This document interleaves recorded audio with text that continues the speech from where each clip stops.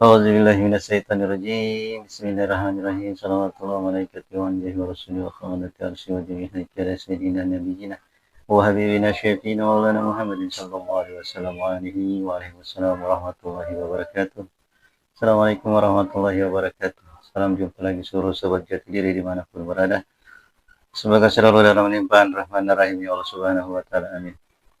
Sekarang kita ada di episode ke-36 ya. Kemarin kita sudah membahas tentang keutamaan ilmu. Yang dimaksud dengan keutamaan ilmu itu seperti apa? Kemarin kita sudah bahas di situ ya.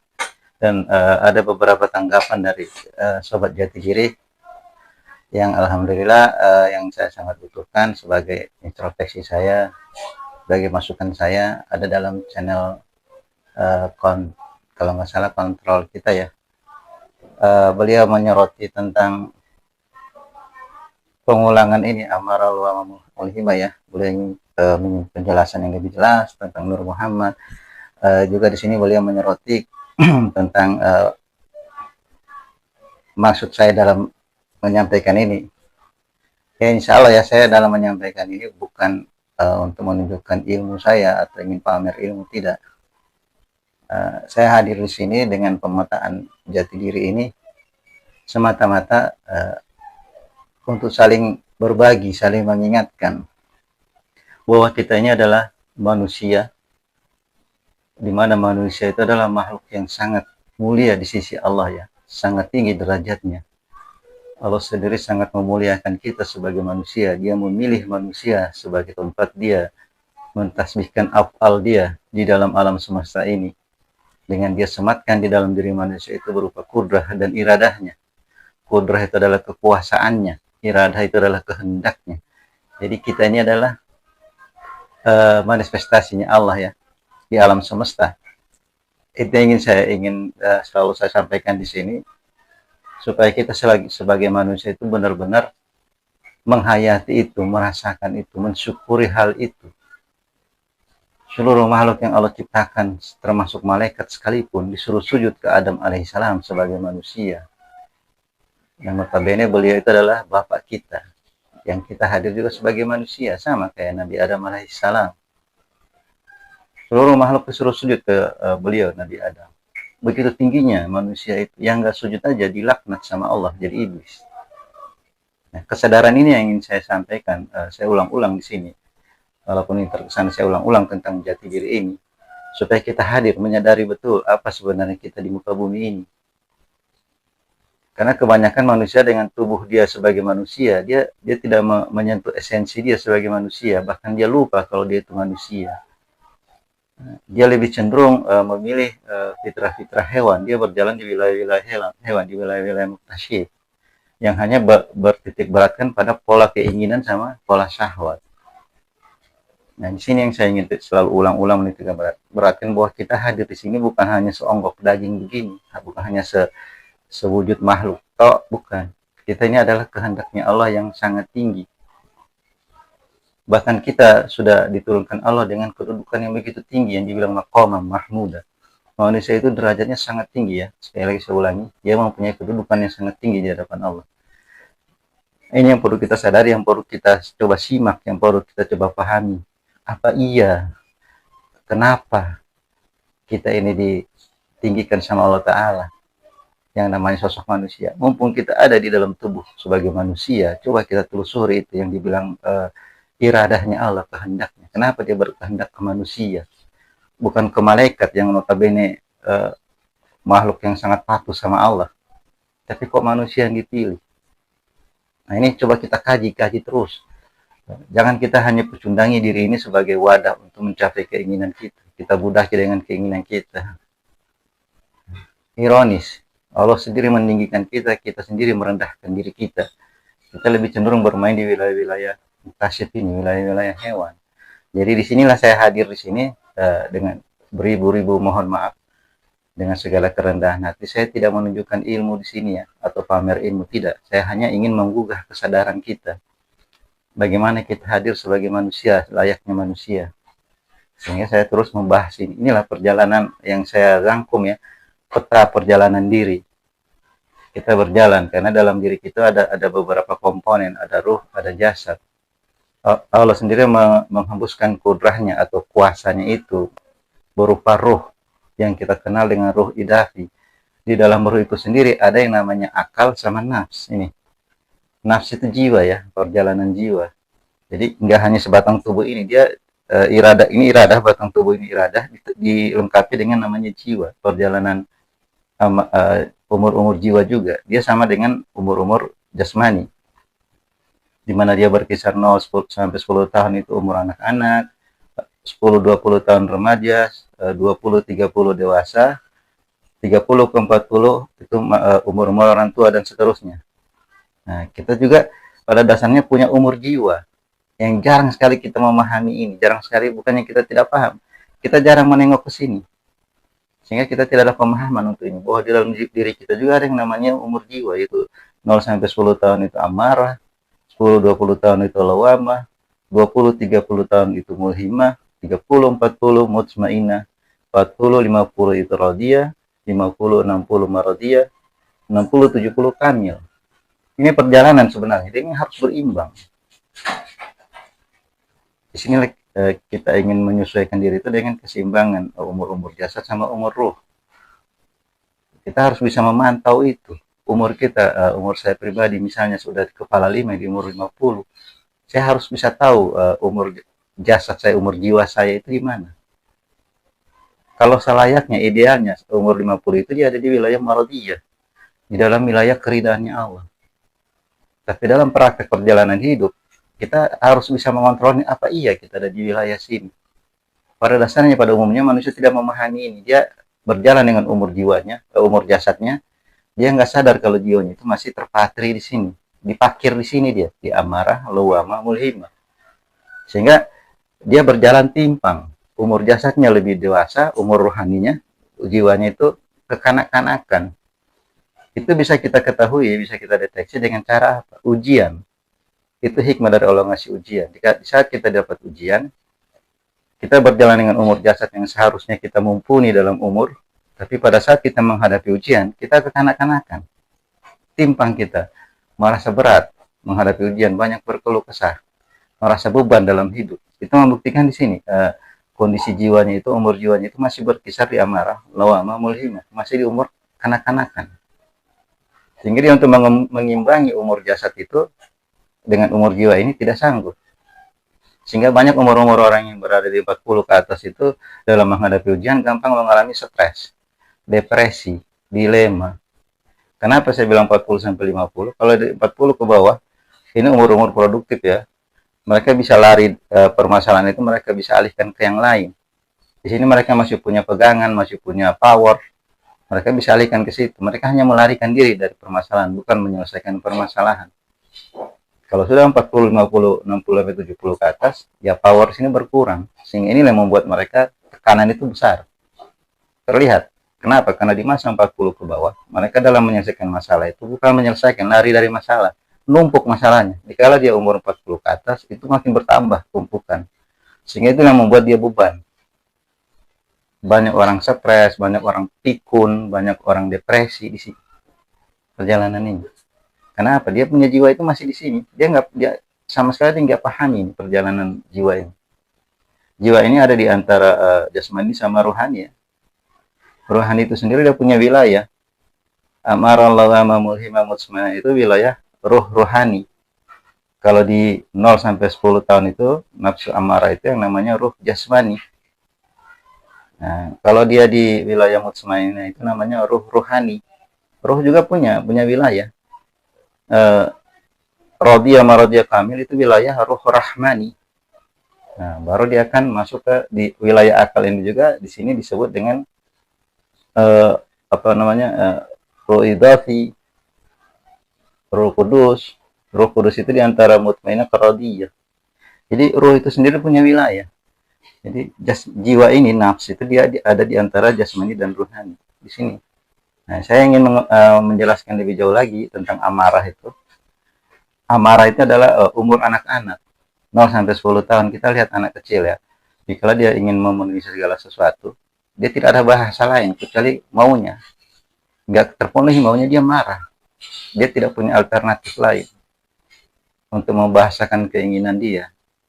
Tidak ada pola lain kecuali keinginan. Jadi dia benar-benar buta tentang kebenaran itu. Yang ada pembenaran dia hanya egonya dia tok di sini. Jadi kalau kita masih ada di wilayah sini, ini wilayah-wilayah orang-orang yang gelap, orang suka ngotot. Dia nggak mau tahu dengan keadaan, dan dia mau tahu maunya dia. Di sinilah ini wilayah amarah. Sehingga di sini bukan wilayah kebenaran, di sini pembenaran. Kalau lawamah ini umur-umur remaja ya, 10 sampai 20 tahun. Lawamah ini 50% sudah benar, 50% masih gelap. Dalam artian apa? Dia masih bimbang, masih bingung dia menentukan arah. Kita kalau umur-umur sudah di atas 40 masih ada di sini, kita suka bimbang dalam menentukan, suka bingung dalam menjalani hidup. Sudah ngerti benar tapi tidak tahu cara berdiri di kebenaran. Kita sekalipun kita melakukan kebenaran itu tidak ada didasari oleh kesadaran atau pemahaman, sehingga membingungkan dia. Mulhimah pun demikian, 70% sudah benar, 30% masih gelap. Dia sudah bisa mengerti kebenaran, bahkan sudah bisa memetakan kebenaran, sudah bisa mengajar kebenaran, bisa melakukan kebenaran, tapi dia masih dibayangi oleh yang 30% gelap. 30% ini ego, merasa paling benar. Sehingga yang rata-rata di mulhimah ini, dia lebih senang berdebat. Kalau dia ada versi-versi kebenaran, dia selalu mencari wilayah-wilayah perdebatan, ajang-ajang perdebatan, ilmu-ilmu yang mereka bisa debat di situ. Dan di sini mereka tidak bisa diintervensi, mereka tidak bisa disalahkan, karena merasa benar. Nah, 3 wilayah inilah amarah, lawamah, mulhimah. Ini yang dibilang wilayah-wilayah muktasif, wilayah hewan, alam bawah. Yang di hadapan Allah ini akan dibakar. Kecuali dia masuk di wilayah mutmainah. Ini perjuangan sebenarnya. Inilah tujuan kita berilmu dan beramal, itu melatih diri di sini. Bagaimana kita tiba di wilayah mutmainah. 100% benar di sini, sudah terang.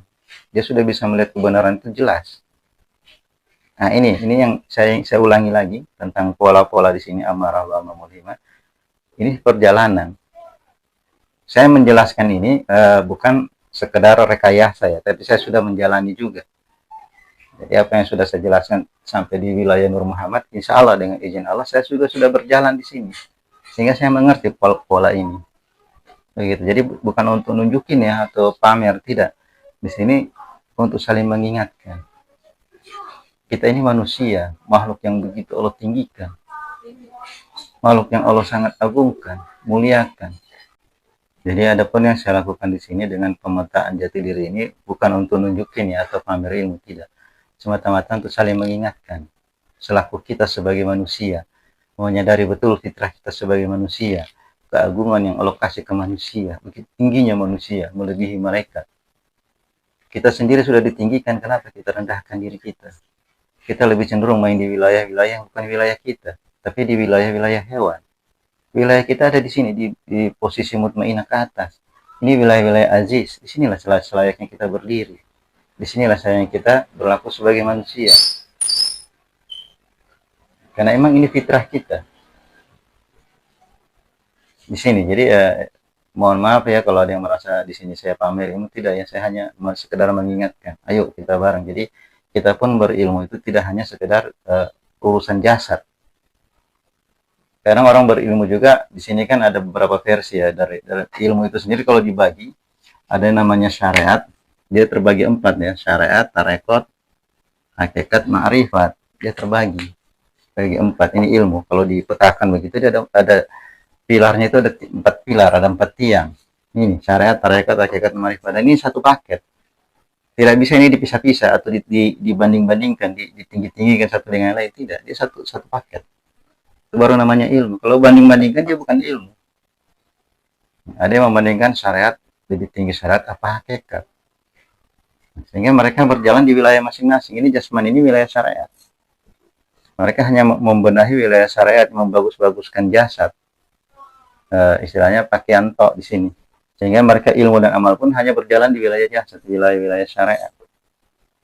Tidak rembes sampai ke wilayah ma'rifat. Sampai ketiba di perjalanan ini wilayah ma'rifat, Nur Muhammad. Kadang kalau wilayah hakikat itu wilayah rohani. Kalau wilayah syariat ini wilayah jasmani. Nah, di sini jiwa ini di wilayah tarekot. Jadi kalau ini saya urai gini ya. Ini syariat, ini tarekat, ini hakikat, dan ini yang disebut dengan ma'rifat. Disinilah ilmu itu. Kalau kita mengaplikasikan ilmu, sekali jalan ini, 4 pola ini jalan. Jangan diadu ya, jangan ditinggi-tinggikan lebih tinggi syariat atau hakikat. Makanya di sini kalau orang hanya berjalan dengan syariat, dia mengingkari hakikat, ini termasuk orang-orang fasik. Demikian juga orang yang berjalan dengan wilayah hakikat, meniadakan atau tidak menggunakan atau menafikan yang namanya syariat, itu orang-orang zindik. Tidak ketemu polanya. Makanya di sini saya coba ingin berbagi di sini, sekali lagi berbagi ya, bukan nunjukin bagaimana cara kita menjalankan ilmu dan amal itu seyogyanya ya, sebenarnya. Jadi kalau ilmu dan amal cuma kita jalankan di wilayah syariat, ya dia hanya ada di wilayah jasad doang. Nah di sini kadang banyak nguap, sini ilmu itu banyak nguap. Dia hanya mengendap aja, tidak melakukan pola perjalanan. Sehingga kita jika kita ada di wilayah di forum-forum keilmuan, di majelis-majelis keilmuan, kita hanya mendengar nasihat itu hanya untuk menyenangkan diri, pikiran dan hati. Setelah itu kita keluar dari majelis-majelis itu, ya ada beberapa yang nyangkut, tapi tidak bisa membuat dia berkembang ya, dia berubah lebih jauh, dia mengetahui pola. Dia hanya menghadirkan kesadaran sesaat, setelah itu dia hilang lagi. Kenapa? Karena wadahnya belum ada sini. Ini wadah. Kita punya ilmu dan amal, dia harus ada tempat, ada wadah. Inilah nafsi ini jiwa. Di sinilah tarekat ini, sehingga tarekat itu artinya pola perjalanan ya. Di sini kita menjalankan ilmu dan amal itu di sini di jiwa itu.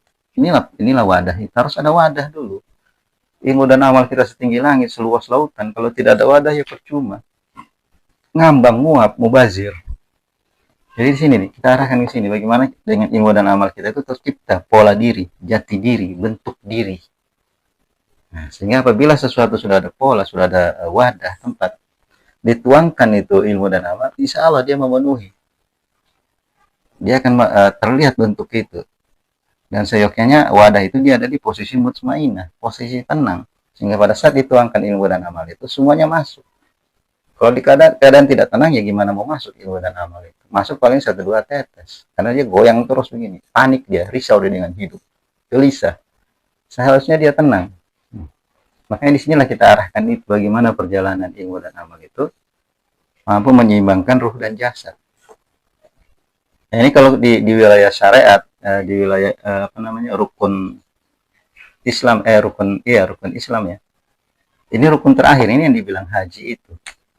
Ha sama jim, ayat dan jasad. Ini ruh, ini jasad, ini haji. Inilah yang dimaksud dengan haji, menyeimbangkan jasad dan ruhani dan nafs itu. Bagaimana kita tercapai keseimbangan itu? Kalau kita akan tiba di mutmainah. Inilah pencarian terakhir, pencapaian kita paling maksimal ya, di dalam wilayah jiwa ini, pembentukan wadah di mutmainah.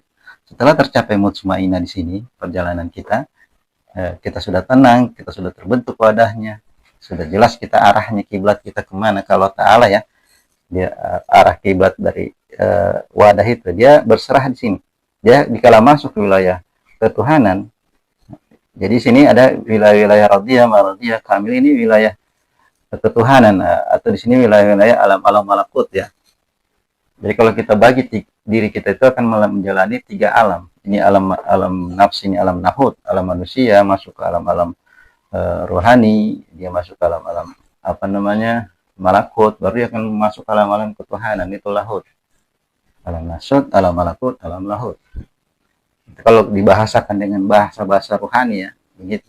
Kalau kita bahasakan dengan bahasa kita, bahasa diri ya, seperti ini perjalanan. Dia harus tiba di mutmainah.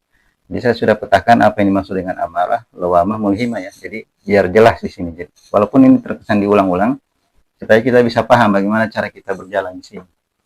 Jadi ilmu dan amal kita tidak mubasir, sudah terbentuk, terpola, terwadahi. Jadi wujud ilmu itu bisa kita lihat, kita bisa rasakan, bisa kita interaksi dengan ilmu itu. Sehingga tiba di mutmainah. Masuk qaradiyah, penyerahan diri. Nah, di dalam posisi mutmainnah radiyah, dalam berserah di hadapan Allah, dia sudah mengenal Tuhannya dengan benar, sudah 100% terang, dia tahu kemana dia menghadap, dia tahu kemana dia mengarahkan dirinya berjalan. Nah, dia berjalan di hadapan Tuhannya. Di wilayah 40 ke 50 ini wilayah radiyah.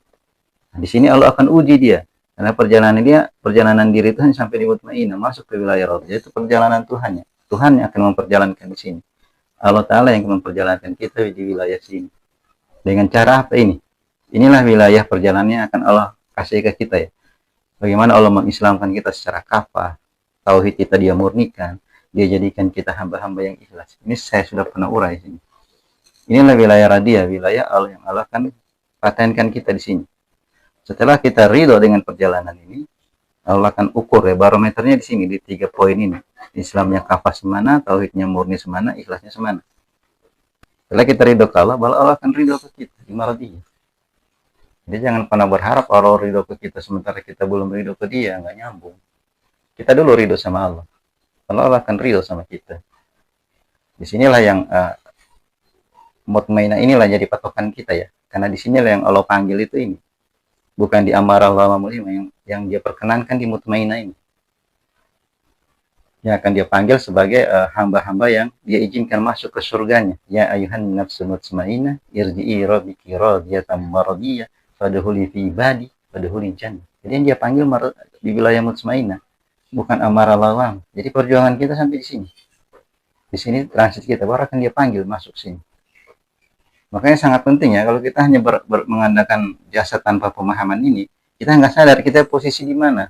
Ilmu setinggi langit, dengan gelar-gelar keilmuan yang luar biasa, tapi nyatanya kita masih nyangkut di amarah Allah mamulhimah. Kita nggak paham ini. Seharusnya kita dengan ilmu yang kita miliki, kita ada di mutmainnah, mencapai ketenangan, kebenaran hakiki, 100% terang, harusnya di sini. Nah, disinilah yang kenapa saya ulang-ulang ya, berhubungan dengan bulan ini adalah bulan Isra Mi'raj, perjalanan baginda Rasulullah diperjalankan ya, perjalanan yang luar biasa, hebohnya, hebatnya ya, luar biasa. Karena dia menguji kematangan akal, ketenangan iman, diuji dengan perjalanan itu. Yang emang notabene di luar nalar. Melakukan perjalanan dari Masjidil Haram ke Masjidil Aqsa, terus naik sampai ke Sidratil Muntaha itu hanya dalam 1 malam. Itu di luar logika memang. Tapi itulah ujian bagi orang-orang yang berpikir. Orang-orang yang ada di mutmainnah ini akan membenarkan perjalanan itu. Itu yang dilakukan oleh Rasulullah yang Allah perjalankan. Beda ya, ada yang berjalan, ada yang diperjalankan. Kalau Rasulullah itu diperjalankan, jadi bukan maunya beliau. Maunya Allah Ta'ala, Allah yang memperjalankan beliau berjalan di wilayah itu. Jadi kita ada 2 versi di sini dalam perjalanan menuju Allah Ta'ala. Ada yang berjalan sendiri, ada yang diperjalankan. Ini dilakoni oleh 2 sosok ya, yang sangat mulia. Sosok pertama beliau Rasulullah SAW, beliau itu diperjalankan. Sosok kedua adalah Nabi Musa alaihissalam. Beliau berjalan sendiri dengan keinginannya. Kalau Nabi Musa itu beliau berkeinginan untuk ketemu Tuhannya, karena selama ini hanya bisa bercakap-cakap aja dengan Allah Ta'ala, tapi tidak mampu menyaksikan zatnya. Sehingga Nabi Musa menuntut itu, ingin ketemu dengan Tuhan secara utuh, menyaksikan secara utuh. Dan Allah persilahkan. Allah izinkan bertemu dengan Tuhan itu di Bukit Tursina. Kita lihat bagaimana profil perjalanan ini. Kalau baginda Rasulullah, beliau diperjalankan, bukan maunya, bukan permintaan, tapi keadaan. Beliau mengalami kejadian itu juga, Isra Mi'raj itu sebelumnya, beliau itu mengalami suatu kejadian yang hebat, di mana beliau ditinggal oleh pamannya, kemudian ibunya, orang-orang yang sangat dekat dengan beliau, ditinggal. Sebelum beliau jadi nabi, beliau sangat dimuliakan di Bani Mekah itu, sehingga dijuluki Al-Amin, dihormati. Tapi setelah beliau diangkat jadi nabi, beliau dikucilin, dibenci, diusir dari kampung, dan beliau lari ke Taif. Hijrah ke Taif, di sana pun lebih hebat. Jadi apa yang beliau alami itu bertubi-tubi ya, ujian berat, karena beliau masuk di mutmainnah radiyah di sini.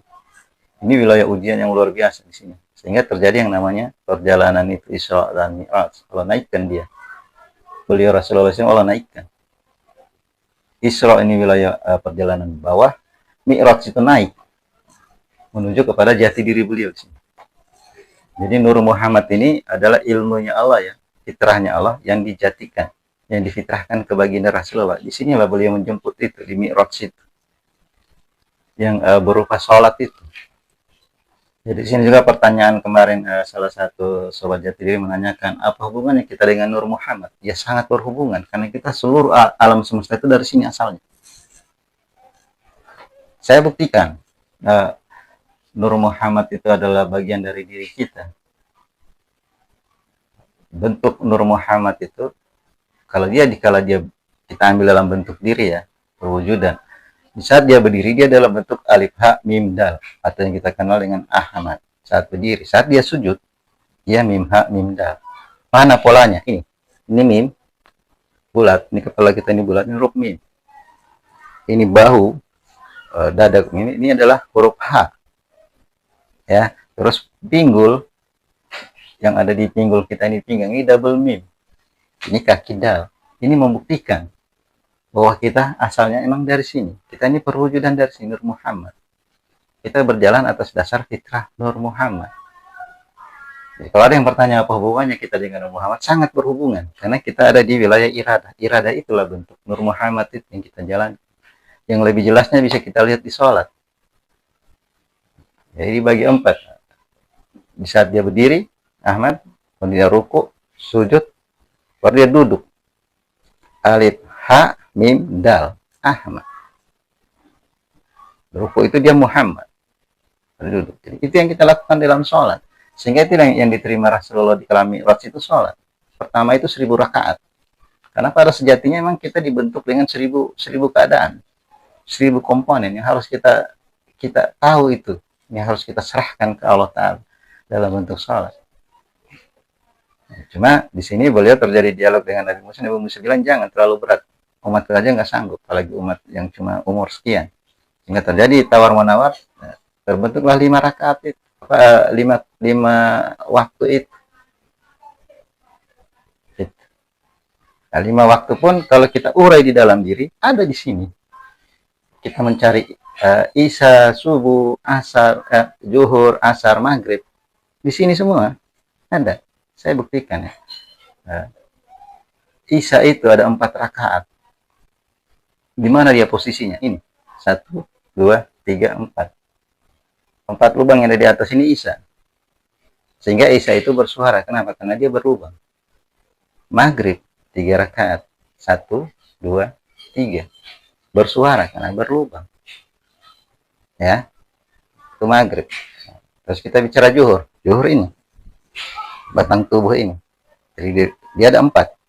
1, 2, 3, 4. 4 sisi.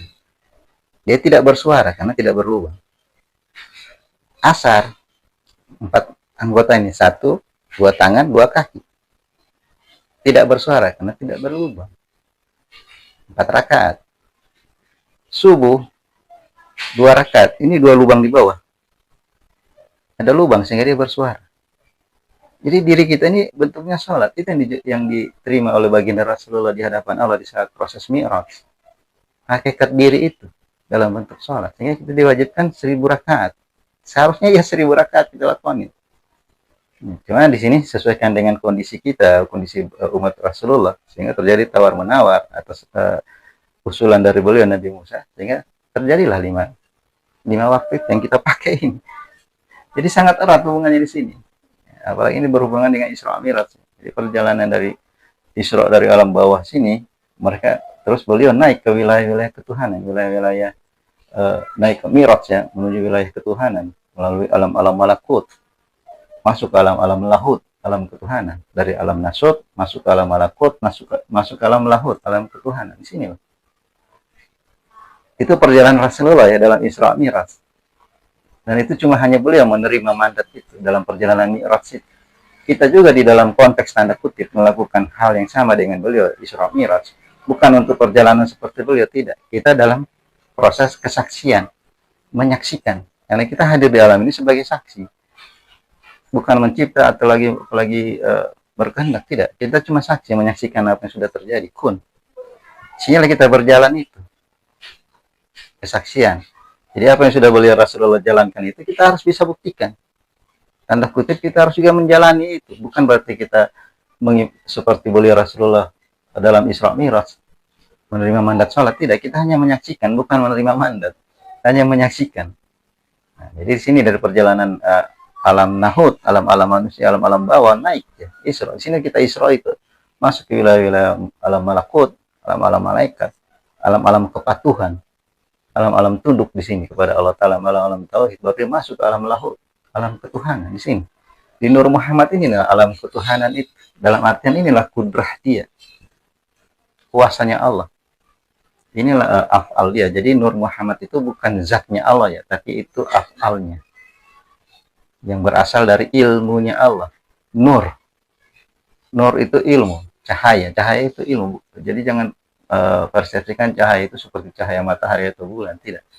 Jadi maksud cahaya itu ilmu, karena sifat cahaya itu menerangi. Demikian halnya dengan ilmu. Jadi ini Nur Muhammad ini adalah ilmunya Allah, dia menerangi. Demikian yang dia fitrahkan, yang Allah fitrahkan kepada kekasihnya Rasulullah SAW, sehingga Nur Muhammad ini jadi fitrahnya beliau Rasulullah. Dan memang sepasang, sama kayak dua telapak tangan ini disatukan sama. Nur Muhammad dengan jati diri Muhammad disatukan sama, sehingga inilah jadi jati diri beliau Rasulullah. Sehingga ini yang bersambung dengan dua kalimat syahadat, asyhadu la ilaha illallah, asyhadu anna Muhammadar Rasulullah. Kita saksikan di situ. Yang disaksikan asyhadu la ilaha itu adalah kudrahnya, kehendaknya Allah. Yang Muhammad Rasulullah itu yang dipasangkan, beliau Rasulullah SAW dipasangkan, kudrah itu masuk ke wilayah jati diri Muhammad. Ini Nur Muhammad dipraktekkan ke beliau dalam bentuk ini, sehingga beliau menerima itu dalam bentuk sholat itu sini. Kita hakikat dari perjalanan Isra Mi'raj. Di sini sekaligus kita membahas tentang Isra Mi'raj ya, tapi saya tidak berbicara secara detailnya. Saya hanya mencoba menyimak secara hakikatnya. Di sini perjalanan itu, di sini wilayah ma'rifat itu. Jadi sekali kita berjalan dalam pola ilmu itu, 4 unsur ini harus ada. Syariat, tarekat, hakikat, ma'rifat itu sekali berjalan itu harus satu paket utuh. Jangan dipisah-pisahkan, jangan dibanding-bandingkan, jangan ditinggi rendahkan. Ya, seperti saya urai kemarin, itu seperti sebutir telur, di mana kulit luar ini adalah syariat, karena dia keras. Ini kulit luar ini adalah syariat. Ada namanya kulit ari, ini dibilang dengan tarekat. Ada yang namanya daging, inilah hakikat.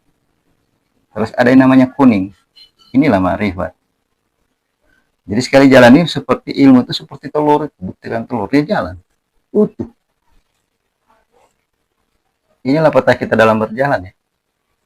Ya, kita menemukan jati diri kita di sini, Nur Muhammad ini. Harus kembali ke sini. Innalillahi wa inna ilaihi raji'un. Kalau nggak kembali ke sini bahaya. Ini yang dibilang roji'un ini. Kalau masih di alam bawah ini kafirun.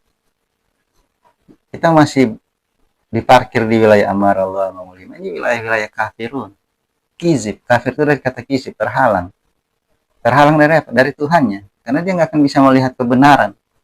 Kalau sejati menghadirkan dirinya di alam ini dalam bentuk hak, kebenaran sejati. Nah, kalau di wilayah mutmainnah radhiyah maradhiyah kamil, inilah wilayah kebenaran sejati, wilayah al-haq, kesejatiannya Allah Ta'ala di sini. Ini al-haq itu. Kalau wilayah amar Allah ma'ulima, ini bukan al-haq, ini pembenaran, bukan kebenaran. Ini wilayah ego, wilayah pembenaran. Sekalipun yang dia bahas itu ilmu kebenaran, sekalipun yang dibahas ini Al-Quran ya, yang menjelaskan tentang kebenaran atau hadis, tapi dia mengklaim bahwa dialah yang memiliki kebenaran itu, sehingga kebenaran yang disajikan jadi semu, hambar rasanya, karena hanya bersifat ego di sini, diklaim. Bahkan mereka sering terjadi banyak perdebatan di sini. Kebenaran itu nggak perlu didebat, namanya sudah benar, apa yang didebat?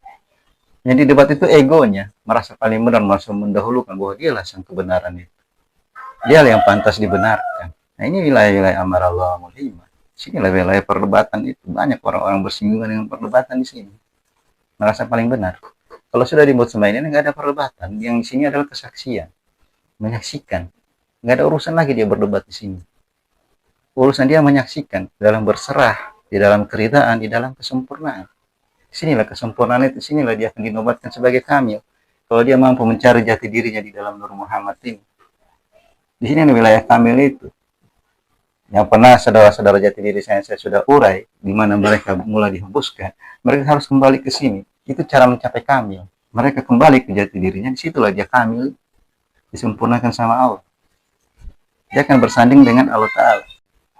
Jadi di wilayah inilah dia akan mencapai kamil apabila dia mampu ketemu dirinya, dia menyadari betul dari mana asal usulnya dan tahu cara kembali.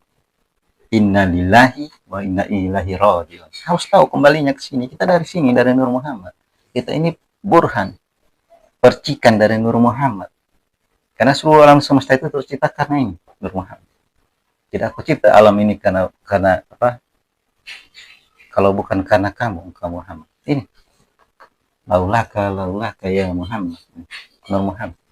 Kita dari sini asalnya harus bisa kembali ke asal.